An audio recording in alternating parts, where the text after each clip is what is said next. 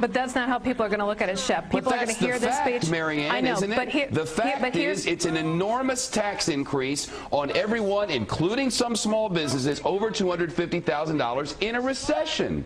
Well, there's fact and reality, Shep, and voters are here for whom the futures tomorrow morning are hearing middle class and small businesses are going to get tax cuts, and the wealthy people and corporations will get tax cuts under John McCain. So do you want to be with Barack Obama as a middle class small business person, or do you want to be with John McCain as a wealthy person and a big corporation? That's the contrast. Okay, listen. Again, not bad guys, but think about it. Think what we can do if we redirect that $4 billion for tax cuts for small businesses who hire between 60 and 80% of all the new workers in America. Small business. We think they should get a tax cut. We think they should get a tax break for providing health insurance for their employees, for hiring new full-time employees. That's where the tax break should go. And we think they should pay zero in capital gains to get new investment into small business that hires new people. Folks, I know we're not running against President Bush, but we are running against the very Bush economic policies that John McCain is promising to continue and has dug us into such an incredibly deep hole. You know, I love it. My friend John McCain, and he is my friend, and Governor Palin love to call themselves Maverick. It must be every 20th word or Mavericks. Well, let me tell you something.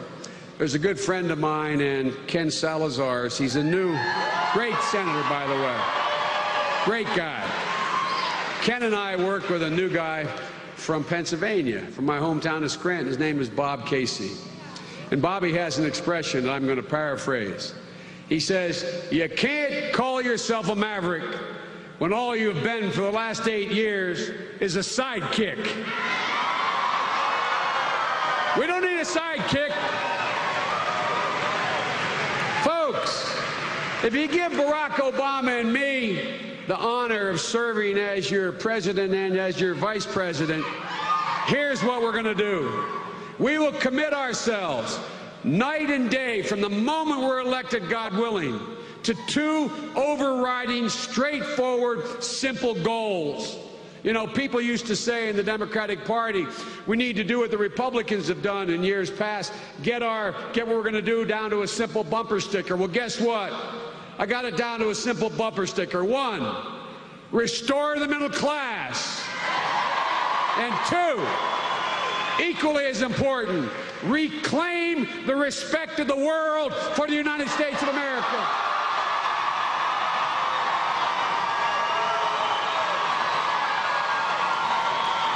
And folks, listen to me closely on this one. The first step, the first fundamental step in reclaiming the respect of the world, regaining our leadership, is we will end this war in Iraq. We will end this war in Iraq, and we'll end it responsibly. That's the start. That's the start. Ladies and gentlemen, now even President Bush is getting behind Barack's plan.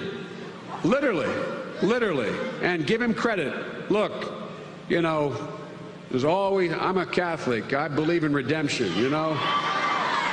Okay, here's the deal, all kidding aside.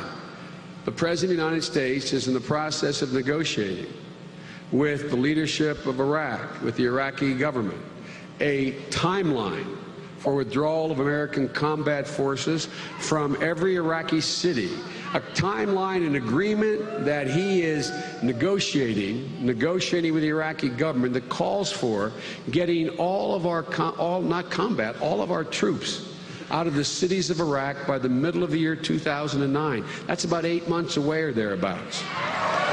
And ladies and gentlemen, he also is negotiating getting all American troops out, all together, all American troops by December 31st of 2011. Ladies and gentlemen, Barack Obama has been criticized for the last year and a half for proposing that very notion by John McCain.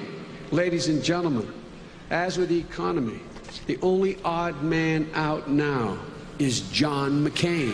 Well, there's no John news here. McCain Tyler Harber, I mean, I could have, they're all the same. I keep saying the same old thing. Not that that's anything new, I suppose, but I'm just getting bored with it.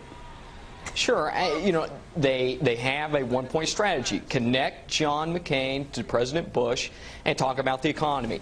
You know, every presidential election since 1980, the Democrat candidate has had the edge on the Republican candidate in dealing with the economy. That's the way the electorate has always seen it.